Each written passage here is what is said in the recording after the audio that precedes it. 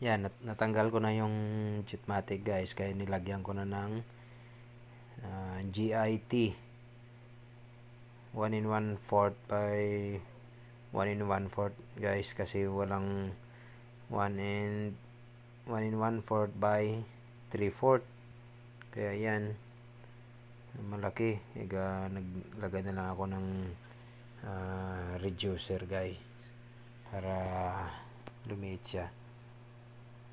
Yan, pinaglagyan natin ng mga teflon. Hindi naman po ako expert guys, pero natuto lang tayong mag kabit. Kasi kahit dun sa bahay, yun, nilagyan ko na din ng makina. Pero natanggal ko yung Jetmatic kasi hindi pa ako nakabili ng Jetmatic guys. Kaya nasira yung dating Jetmatic. Kaya hindi ko muna nalagyan. Pag nakabili na, saka ko lagyan ulit ng Jetmatic. Kaya makina pa lang yung gamit. Sa kanila, ilalagay ko yung Jetmatic at saka yung makina nila. Yan, higpitan ko muna guys. Ginaya bitobo ko. Sinusure ko na maayos tsaka mahigpit. Pero iwasan naman natin ng sobrang higpit guys, kasi baka masira naman. Imbis na maayos, baka masira. Ipabalik-balik lang. Yan. Pati yung sa makina, nilagyan ko na din.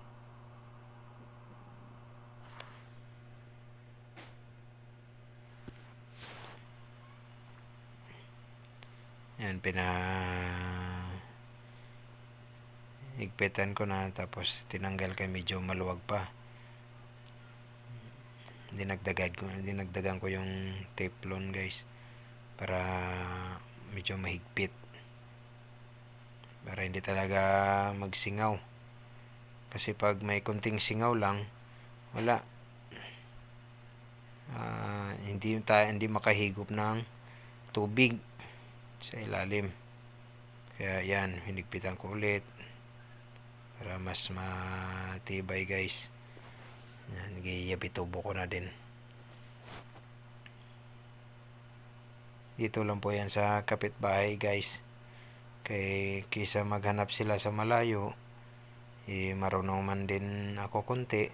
Ako na lang po ang nagtiyaga na kabit, mag-ayos nitong kanilang makina ng tubig. Yan, tapos ko nang nailagay pati yung mga check valve.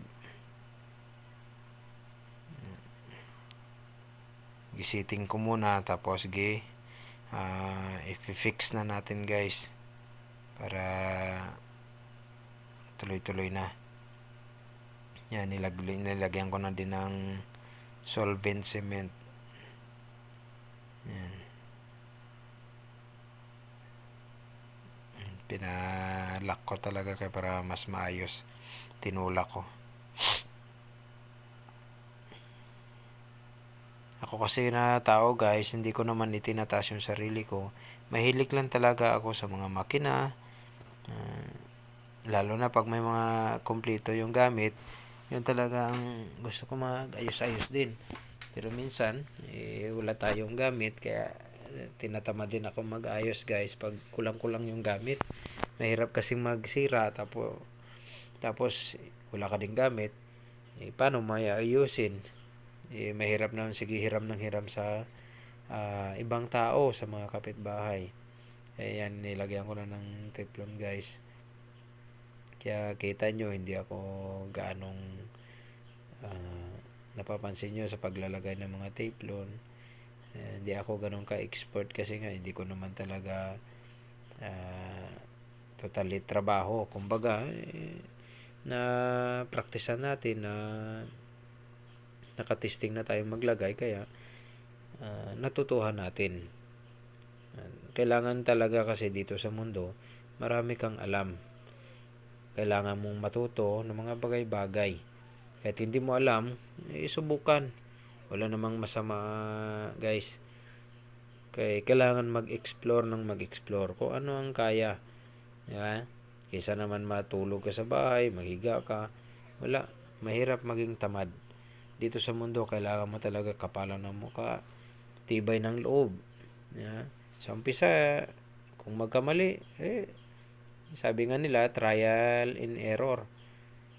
Hindi ka matututo pag hindi ka nagkamali.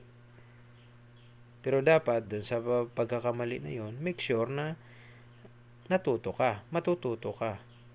Kasi pag hindi, useless lang.